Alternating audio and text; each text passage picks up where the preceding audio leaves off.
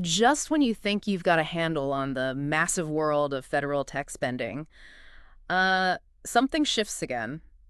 Lately, it feels like all eyes are on the GSA, the General Services Administration, and some moves they seem to be making in the federal cloud market. Exactly. Yeah, we've been digging into recent reports and maybe more importantly, the actual hard data on where the federal government's putting its cloud dollars. The GSA, they sent out another round of letters to consulting firms building on some similar stuff they did earlier this year. Right. So our goal today is really to unpack what these letters might signal, for how the government buys and uses cloud services and what that could mean for you if you're following this space closely. Okay, so these letters, you said an initial batch went out back in February, and now another set. It really feels like they're zeroing in on something specific here. That's right. Yeah, this latest round apparently targeted 9 more companies after the first 10. And what's really interesting, according to Washington Technology anyway, is that the GSA is looking at spending under NAICS codes that consulting work generally falls under. Oh, okay. These are codes like 5401330 for engineering services, 541511 custom computer programming, 541512 computer systems design services. Also, 541611 for admin management and general management consulting, 541690 other scientific and technical consulting, and 5419 which is all other professional, scientific, and technical services. Okay, hang on. So for anyone maybe not swimming in government acronyms daily, NAICS codes, they're basically how the government sorts businesses and services, right? That's the gist, yeah, categories for work. So the fact that GSA is focusing on these specific codes, it suggests they've got, well, particular areas of spending in their sites, and it's pretty significant that a lot of actual federal cloud work gets classified under these codes, isn't it? Absolutely. Yeah, that's key. When we actually looked at the spending data, say from fiscal years 2022 through 2024, the identifiable spending on cloud-related work that falls under just those 6 NAICS codes averaged, get this, $5.4 billion per year. Wow. Okay, $5.4 billion per Yes. year. That's a figure that really jumps out. And that's a pretty significant slice of the total federal cloud spending pie then. It is indeed. Yeah, that $5.4 billion a year works out to be roughly 33.5%, so, about a third. Yeah. A third of the identifiable federal cloud spending each year. A third. Okay. So, yeah, when we talk about the GSA potentially shaking things up, we're talking about a review that touches a really sizable chunk of the market. Right. Okay. So out of those 6 codes, is there one that stands out? Like, where does most of this cloud work actually land? Yeah, our analysis pretty consistently shows that federal contracting officers, they assign 541512, that's computer systems design services, to cloud-related work more often than any of the others on that list. 541512. Okay. And what's interesting, too, is that this isn't just like one agency or one sector. This trend holds true pretty much across all the federal government sectors we examined. So 541512 is kind of the go-to code for cloud projects, it seems. Let's dig in a bit there. If we compare, say, the Department of Defense spending versus civilian agencies, do we see that same pattern? For the DoD, yeah, the spending data largely mirrors that overall market trend we just talked about. Yeah. The highest amount of spending on cloud work is, again, under that main NAICS code 541512. Okay, makes sense for DoD. What about the civilian side of the house? Any interesting differences there? Yes, we do see some slight variations, some interesting points in the civilian sector. Spending is still highest under 541512, definitely. Oh. But we also see quite a bit under 541511, which is custom computer programming. Okay. But one really noticeable difference is that civilian agencies tend to spend significantly less under 54133 that's engineering services, compared to the DoD. Mm. They also spend less than DoD under 54199 there, the all other professional services one.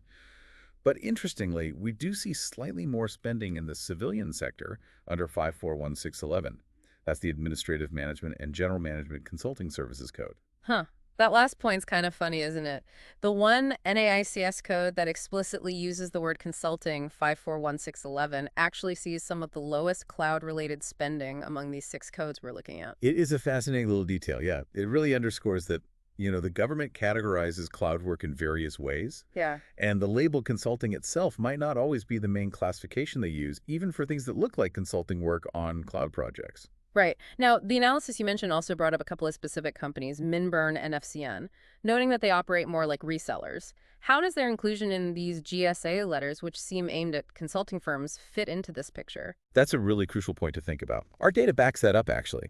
We see agencies spending an average of about $1.36 billion per year for what we classify as cloud capabilities under that main code, Oh, 541512. okay. Cloud capabilities. And then separately, there's another $1.67 billion per year spent on what we call cloud engineering services, also mostly under that same 541512 code. Okay, so let me make sure I get this.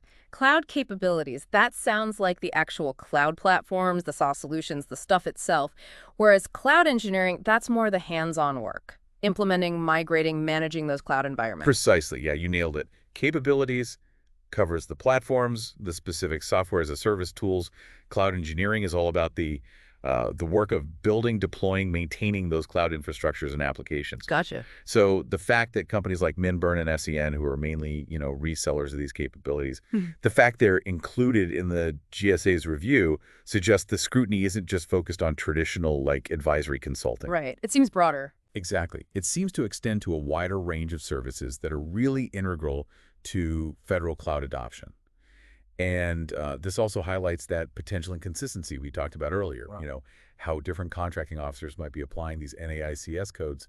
It's not always clear cut. So when we look at the spending numbers, $1.36 billion for cloud capabilities and $1.67 billion for cloud engineering services, and both largely falling under that really heavily used 541512 code, it kind of sharpens the focus on where the GSA's attention is probably directed, doesn't it? Exactly. I think that's right. The sheer volume of spending that gets categorized under NAICS 541512, Mm, especially across both capabilities and engineering, it strongly indicates that this is going to be a key area of focus for the GSA as they try to, pursue their goal of driving down costs in the federal cloud market. makes sense. Now, the ultimate impact of these reviews, how deep it goes, that still remains to be seen, of course. Yeah. But the data, it clearly points to work under 541512 as being squarely in spotlight. Okay. So just to kind of bring it all together then, the GSA is taking a really close look at consulting services, broadly defined maybe, and cloud-related spending through these specific NAICS codes, with a particularly significant focus on 541512. And this one code, it represents a huge chunk that 33.5% of the identifiable federal cloud market, averaging about $5.4 billion per year. That's the core takeaway, yeah. This dive into the data, it really gives us a clear picture of the sheer scale of spending that the GSA is now putting under the microscope. Right, which leads us to a really important question maybe for you, our listener, to think about. Given these really significant spending patterns we've talked about and the GSA's very clear intention to reduce costs, Yeah. what could be the long-term consequences here, both for the companies, the contractors working in the government cloud space, and for the overall way the federal government adopts and uses cloud technology? What new efficiencies might pop up or what potential new challenges could emerge from this, increased level of scrutiny? Exactly. Some interesting things to mull over. We'd encourage you to consider those questions and maybe even explore some of the publicly available research on federal IT spending trends to form your own perspective.